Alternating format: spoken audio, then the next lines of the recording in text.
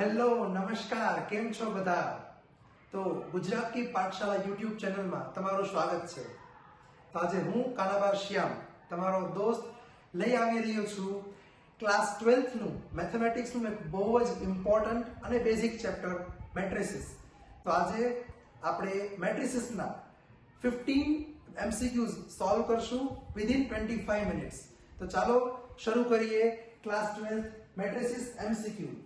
So first question is, if A is a matrix and A to the power 10 no determinant is 1024, then alpha equals to શું?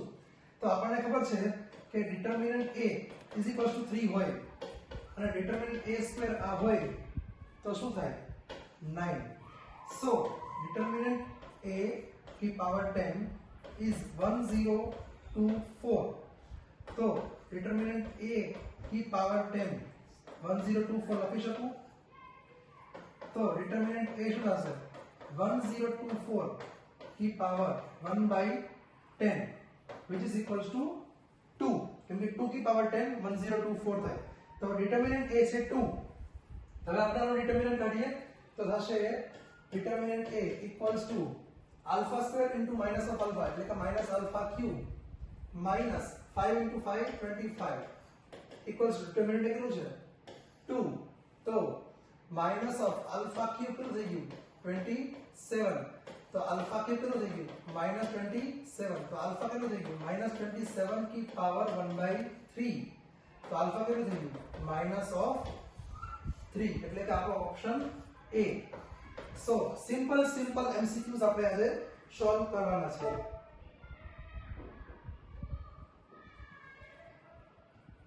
Next question, if A equals to matrix है, then which of the following is true? A is a zero matrix? ના. zero matrix શું હોય? બધા જ element 0 હશે. તો આ બધા એલિમેન્ટ 0 નથી. -1 -1 છે એટલે A is not a zero matrix. A inverse does not exist. તો A inverse मतलब શું કરીએ? A inverse is equal to શું થશે? adjoint of A upon determinant A. હવે determinant A આપણે ચેક કરી લઈએ. determinant A શું થશે 0 into -1 into 0 0 0 minus 0 0 0 into 0 minus 0 into काय પ્રમાણ આવશે 0 થશે minus 1 into 0 into 0 0 minus -1 into -1 plus 1 એટલે 0 minus -1 into -1 plus 1 એટલે કે determinant A શું થયું આપણું that is not equals to 0. determinant not equals to 0 which means A inverse exist કરશે. આ શું કહે છે A inverse does not exist તો આન્સર નહીં હોય. A is equals to minus of I. હવે I શું હોય? આઇડેન્ટિટી મેટ્રિક્સ શું હોય 1 0 0 0 1 0 0 0 1 તો A is equals to minus I ના એ પણ નથી. તો આપણે D સોલ્વ જ નહીં કર્યું. A સ્ક્વેર કાઢવાની આપણે મહેનત જ નહીં કરી કેમ કે પહેલા ત્રણ ઓલરેડી આપણે એલિમિનેટ કરી દીધા છે. આપણો આન્સર શું છે D A સ્ક્વેર બરાબર I. હવે આપણે કરશું next question. Okay next question, suppose A equals to એક મેટ્રિક્સ આપેલું છે and 10 times of B એક મેટ્રિક્સ છે and given condition છે B is inverse of A. B is the inverse of A. तो A થી મલ્ટીપ્લાય કરો તો A into B થઈ ગયું A into A inverse which is equals to I. તો હવે 10 થી મલ્ટીપ્લાય કરો તો 10AB equals to 10 of I. Property use કરી A into 10B equals to 10 times of I. હવે બસ A ને B ને મલ્ટીપ્લાય કરવાના છે તો A શું છે 1 -1 1 2 1 -3 1 1 1 અને 10 times of B શું છે 4 2 2 -5 0 alpha 1 -2 3 is equals to 10 times of I એટલે કે 10 0 0 0 10 0 0 0 10. હવે બસ આપણે મલ્ટીપ્લાય કરીને ઇક્વેટ કરી દઈશું એટલે આપણને આલ્ફા મળી જશે. હવે આપણે મલ્ટીપ્લાય કઈ થશે પહેલા આ અને આ 1 into 4 that is साइड में रखना करो 4 -1 into -5 that is plus का 5 1 into 1 that is 1 तो 4 plus 5 plus 1 that is 10 હવે આ અને આ 1 into 2 2 -1 into 0 plus 0 1 into -2 -2 તો આ થઈ ગયું 0 1 into 2 that is 2 -1 into alpha that is minus of alpha 1 into 3 that is 3 તો હવે આપણે ઇક્વલ્સ શું છે 10 0 0 0 10 0 0 0 10 તો આપણે આલ્ફાની ઇક્વેશન મળી ગઈ તો આપણે આગળ આ બધું કેલ્ક્યુલેટ કરવાની મહેનત નહીં કરી એમસીક્યુ માં હંમેશા યાદ રાખવાનું મહેનત ઓછી કરવાની તો આપણે શું કર્યું 2 - alpha + 3 ઇક્વલ્સ ટુ શું છે 0 તો આલ્ફા બરાબર 5 આનો આન્સર છે D alpha equals to 5 next question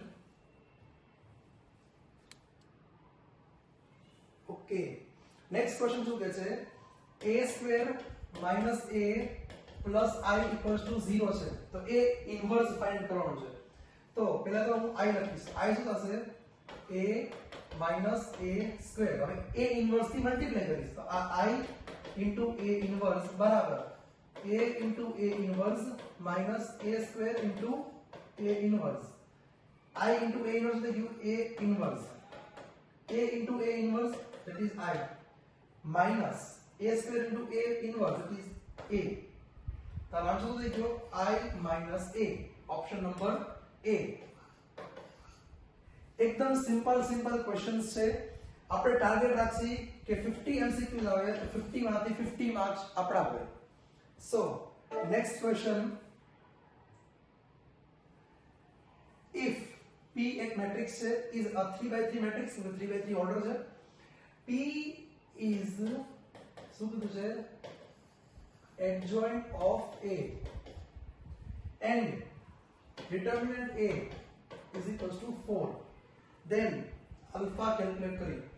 तो P is a property में use करें. P is equals to adjoint of A तो बे बाजू डिटरमिनेंट ले लीजिए तो डिटरमिनेंट P बराबर determinant of adjoint of A और determinant P is equals to determinant of adjoint of A तो adjoint of A નો डिटरमिनेंट ની પ્રોપર્ટી છે डिटरमिनेंट A की पावर n minus 1 तो શું થશે डिटरमिनेंट A की power 3 minus 1 that is 2 is determinant of P. Determinant P is equal to determinant A की power 2.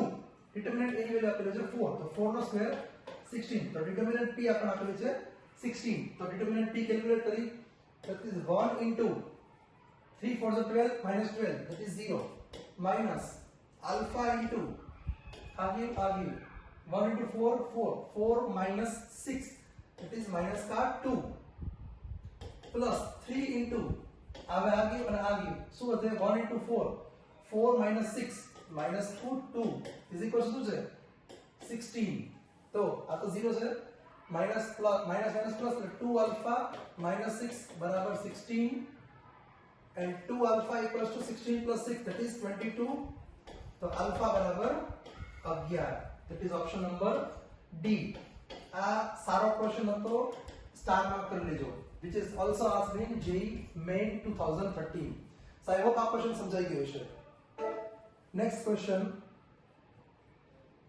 number 6 एकदम lollipop question છે if A equals to A inverse 2 2 by 2 matrix હોય હંમેશા યાદ રાખજો 2 by 2 matrix છે અહીંયા છે 1 2 3 4 આનો ઇન્વર્સ કરવું છે A inverse તો શું કરવાનું આપણે એક્શન કરવાના અહીંયા 4 અહીંયા 1 અને આ બેની સાઇન ચેન્જ એટલે -2 -3 સિમ્પલ તો હવે આ એ આપેલું છે આપણને શું આપેલું છે sin θ minus of cos θ અહીંયા છે cos θ અને અહીંયા છે sin θ હવે a ઇન્વર્સ શું થશે એકદમ ઈઝી આ પ્રોસેસ યુઝ કરવાની આ બેને એક્શન કરી દો અહીંયા છે sin θ અહીંયા છે sin θ હવે આ બેની સાઇન ચેન્જ કરવાની છે તો અહીંયા પ્લસ cos θ છે અહીંયા આવશે minus cos θ અહીંયા minus cos θ છે આવશે plus of cos θ તો જોઈ લે મેચ કરી લે sin θ cos θ minus cos θ option number B સબ ટ્રીક યાદ રાખજો આ બેને એક્સચેન્જ અને આ બેની ખાલી સાઇન ચેન્જ.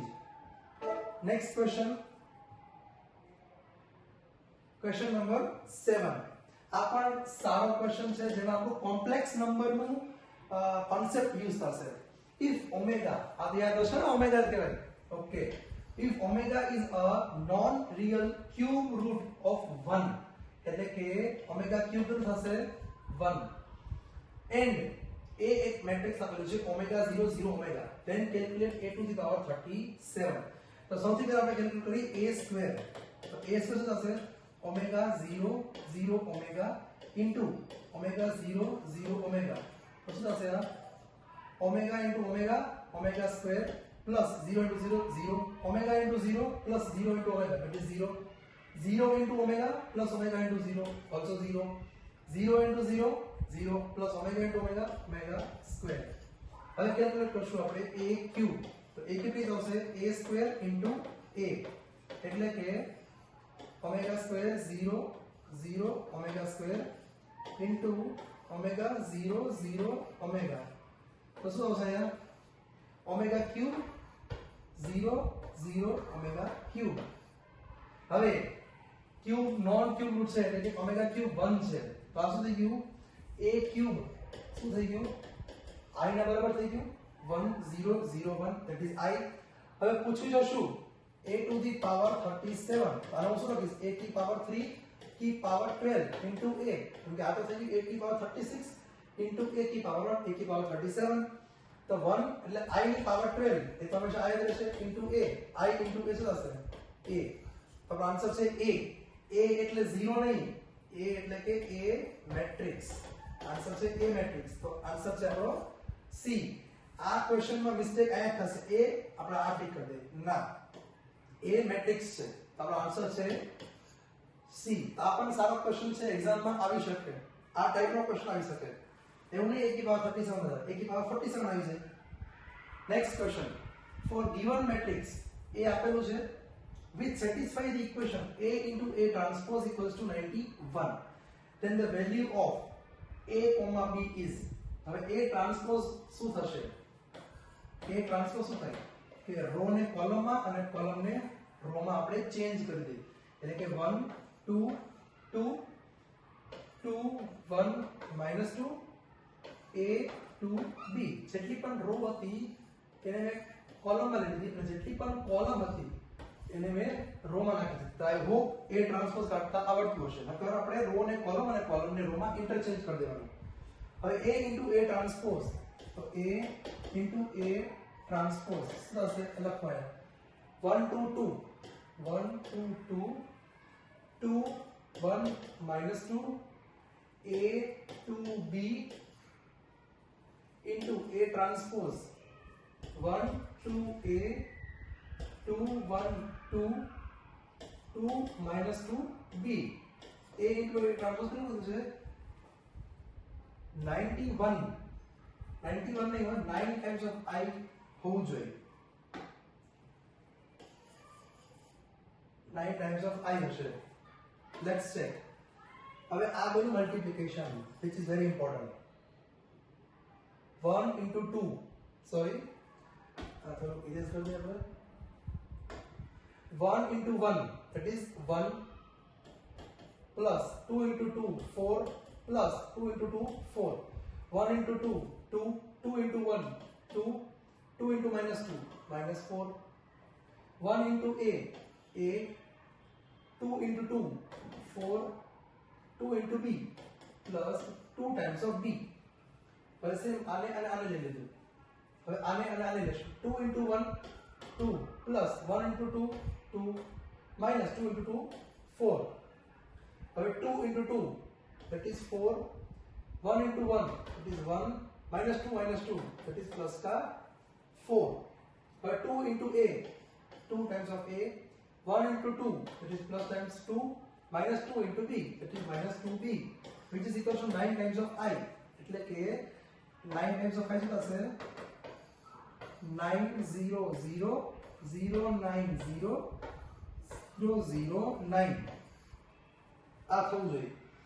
તો a plus 4 plus 2b બરાબર 0 છે and 2a plus 2 minus 2b એ બી 0 છે તો બેને એડ કરી દઈએ 2a plus a 3a 4 plus 2 6 minus 2b plus 2b 0 equal to 0 તો a ઇક્વલ ટુ આવી ગયું માઇનસ ઓફ 2 તો a equal to minus 2 okay બે ઓપ્શન હશે આવે તો એલિમિનેટ થઈ ગયા હવે b ફાઇન્ડ કરી લઈએ તો minus 2 plus 4 plus 2 times of b equal to 0 4 minus 2 2 plus 2b equals to 0 so b equals to minus of 1 so minus 2 comma minus 1 that is answer number D so આપણને સારો question હતો જેમાં આપણને A transpose ની property આવડવી જોઈએ અને multiplication આવડવું જોઈએ અને ઇક્વેશન સોલ્વ કરતા આવડવું જોઈએ તો આ ક્વેશ્ચન થઈ ગયો સોલ્વ